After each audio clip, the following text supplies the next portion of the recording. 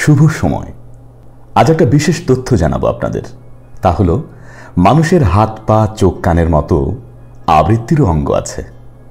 তাও আবার একটা নয়, দুটো নয়, পুরোপুরি 10টি। আর আবৃত্তি শিল্পের উদ্দেশ্যে এ তথ্য দিয়েছে সংস্কৃতর একটি শ্লোক।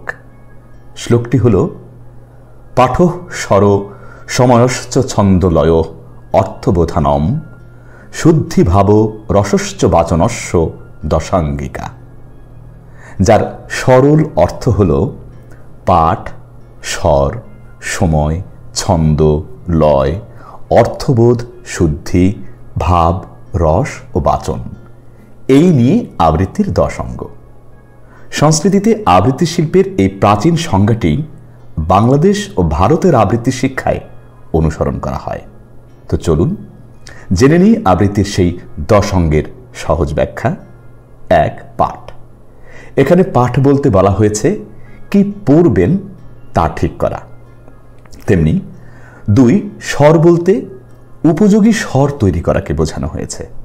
3. সময়, সঠিক ছন্দে সঠিক বিরতি নির্ণয় করা। 4. ছন্দ, কবিতায় পংক্তির ছন্দ গঠন সচেতনভাবে নির্ণয় করা। 5.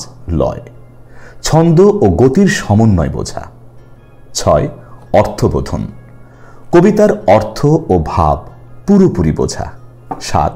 শুদ্ধি, উচ্চারণ ও বাচন শুদ্ধি জানা। 8. ভাব, ছন্দ অর্থ অনুযায়ী অনুভূতির প্রকাশ করা। 9. রস, শ্রোতার মনে অনুভূতি জাগানোর ক্ষমতা তৈরি করা। এবং 10. বাচন। বাচন বলতে আবৃত্তির মোট প্রকাশ কৌশল রপ্ত করাকে বোঝানো হয়েছে। এখন পুরো বিষয়টি যদি পর্যালোচনা করা হয় তবে দেখা যায় যে এই শ্লোকটি বলছে আবৃত্তি শুধু মুখস্থ বলার বিষয় নয়, এতে পাঠের শুদ্ধতা, স্বর, লয়, শব্দের অন্তর্নিহিত অর্থবোধ, অনুভূতি প্রকাশ এবং শ্রোতার মনে রস জাগানোর ক্ষমতা সবই জরুরি। আজ এ পর্যন্তই।